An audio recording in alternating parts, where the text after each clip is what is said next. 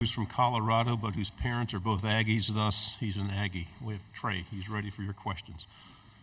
We'll start here on the front row. Hey, Trey. AP Stedham of AP and Kelly, as we see it, syndicated radio. What's the difference for you on the offense with the new coaching staff? I love all of the new coaching staff. They're so detail-oriented in their playbook. It's just there's so many ways for our playmakers to be able to make plays. So I'm just happy to get going this season. On the aisles, third row. Dennis Della Pena from Fox in Austin. Your parents are Aggies. I was going to ask you how a guy from Colorado is feeling this rivalry renewed. I guess you have a little inside track. Right, yeah, I was born and raised in Aggie, so yeah, I've heard about the tradition from my parents and my grandparents, so I'm so excited for it. I actually have a Longhorn hanging in my room. It happens to be upside down, but... Don't let a referee in there. Front row. J. Roger from CBS Sports. Trey, you kind of touched on it a little bit, but I mean, what kind of anticipation is there for you to get to play in this game? And among A&M fans, how exciting is it that the game is going to be at home? Right, yeah. Being at Kyle Field, any game at Kyle Field is an amazing experience, especially with this Texas game. I can't wait for it. The crowd, they're going to be at 110%. Everyone's bought in for it. The buzz is crazy. I just can't wait to get out there and win. On the left, then pass it to your left. Tyler Shaw with KBTX in College Station. Trey, your teammate Torian York was upstairs playing against App State in the new college football game. Have you had the chance to play it? What are kind of your thoughts and even maybe your rating on EA Sports? Right, yeah, it's all I've been playing the past couple days. Playing against my buddies on the team. Everyone's trying to get each other on their ultimate teams. It's just been a great time playing that game. So it's been awesome. On the aisle. Trey, Andrew with Gig'em 24/7. You open up obviously against Notre Dame. How has that impacted the way you guys approach this offseason, and has it sharpened the way you guys kind of approach training in the summer? Our opponent is faceless, so we're training every single day to be our best selves, and we're going to go out there and put our best foot forward and play to the best of our ability. Third row on the left.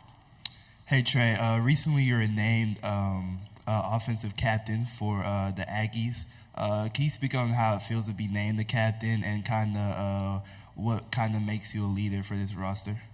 Right. It's just a huge honor to be named captain, to be able to represent my team and my teammates. It's just such a privilege to have that voice, and it's really changed me as a leader. I've mostly been leading by example these past couple of years, but now being captain, I've really focused on being more of a vocal leader and reaching out to every player on the field, not just the offensive line.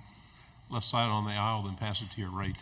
Trey, Carter Yates with Dave Campbell's Texas Football. What's it like going against Shamar Turner every day in practice?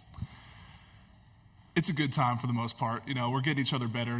He's such a great player. I've learned so much from him. I know I've beat him a couple times, so we go back and forth, and it's just so much fun getting better every single day and playing against him. Right side aisle. Hey, Trey, Michael Bronner, WNSP in Mobile. Obviously, you haven't played a game yet, but so far, what's been the biggest change from Coach Fisher to Coach Elko? I would say Coach Elko's stance on accountability, making sure everyone's where they need to be when they need to be there. They're where they need to be when they need to be there. And because if you can't trust someone to be in class or on time to meetings, you can't trust them on the field. So that's really something he's cracked down on and made a point of. Fourth row, left side. Luke White with the Battalion. Trey, can you talk about resolve returners on this offensive line from last season?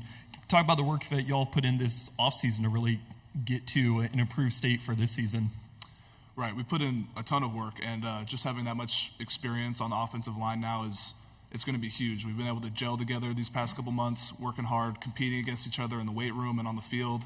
If we're running a sprint or an IC, for example, Mark or Chase kind of catching up to me, I'll, give it that little extra, like 2%, just that competition. We're making each other better and making ourselves better. Fifth row.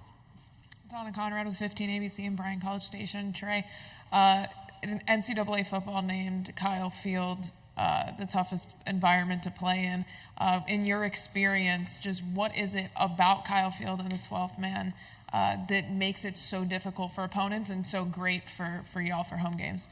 Right. It's just, the 12th man, they're the best fans out there. They always come, rain or shine, 110%. Walking onto that field, it never gets old. I remember the first time walking on there as a freshman. It's still the same feeling walking on there as a junior or as a senior. So I just can't wait to get back on the field. Right side on the aisle. You mentioned the accountability under Coach Elko. What are some of the words that I guess people, once they play, how are they going to describe a Mike Elko program? We're going to be the most disciplined program and the toughest program. We're going to get to work every single day. We bust our butts, and it's going to show on the field. Front row.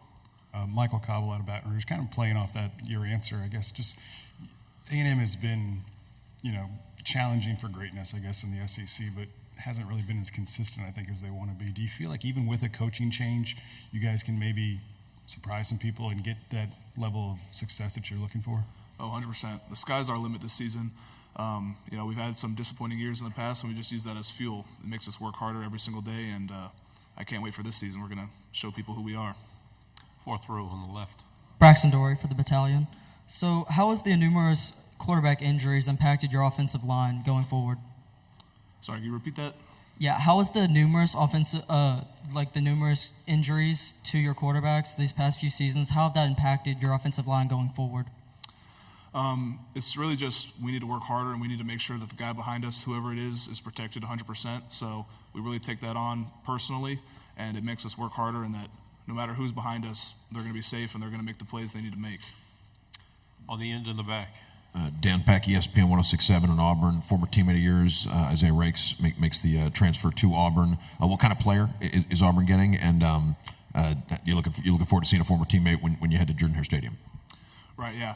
Love Rakes. He's a great player, great guy. Sad to see him go. But, Auburn definitely got a good player there. But we've definitely got guys on our team who are just as good or better. And they're going to be quite the deal to take care of for other teams. So. Any final questions? Okay, thanks very much, Trey. Thank you.